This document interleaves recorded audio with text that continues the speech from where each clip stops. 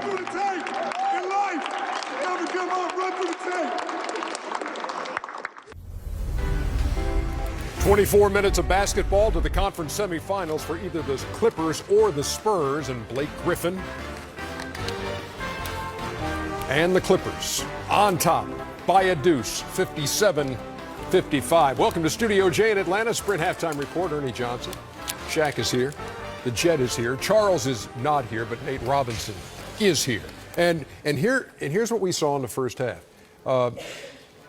Chris Paul going down with a hamstring injury. This came with about the 2-minute mark of the first quarter. You see him grabbing at it, and he would go to the bench and then would go to the locker room. He would come back at about the 6:25 mark of the second quarter. He finishes the half, 9 points, 5 assists on 3 of 4 shooting. What did you see from Chris Paul when he came back? You know, in a Game 7, you don't want anybody to go down. I don't care even if you're rooting for the other team. I think you want to beat the team full strength.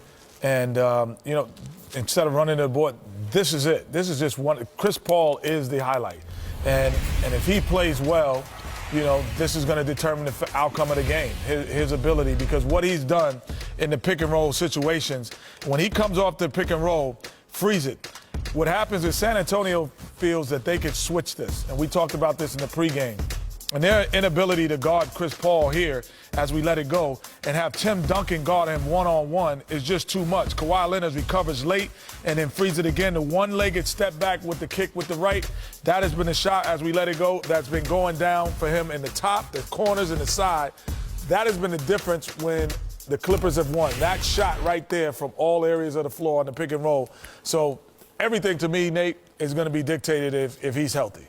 I mean, he's tough. On top of that, you know, hamstring's not going to stop him from, you know, coming out and, you know, willing this team to victory. I mean, Game 7 is just, you know, you lose, you go home at the end of the day. And they're trying to get to that championship.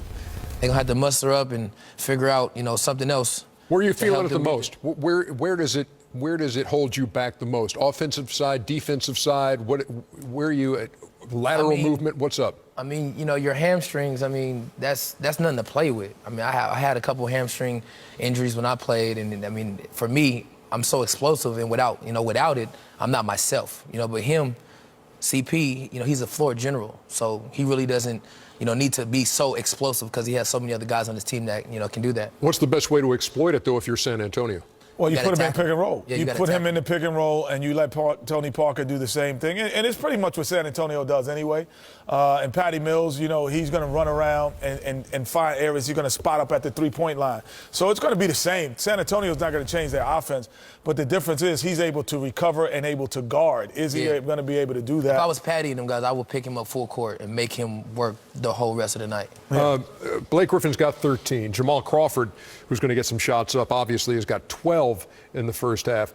Duncan's got 13. You like to look at the others every time we talk about this team. I like to look at the others because the Spurs in the locker room saying, you know what, fellas, we're fine. Game 7 at their place, we're only down 2, we're fine.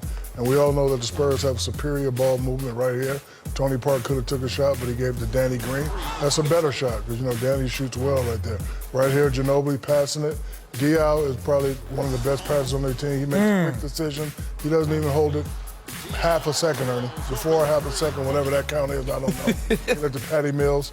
And right here, you know, they're just playing so well. They just move the ball. Oh, he's going to move it. Yeah, he's going to move it right there. Boris Diaw. And, you know, San Antonio others, they most of the time they play well. But if they play well and you continue, Duncan continues to play well, Kawhi continues to play well, I still like the Spurs in this game. The bench advantage in this series was huge going into Game 7. 271 to 134, San Antonio over the Clippers, but stopped the presses.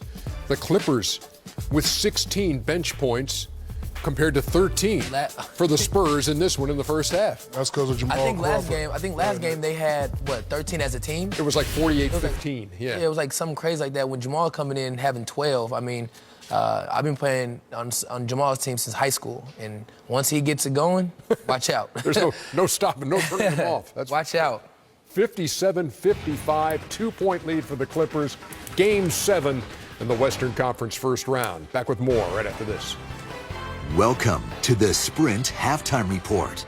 Bring in your Verizon or AT&T bill, and we'll cut your rate plan in half.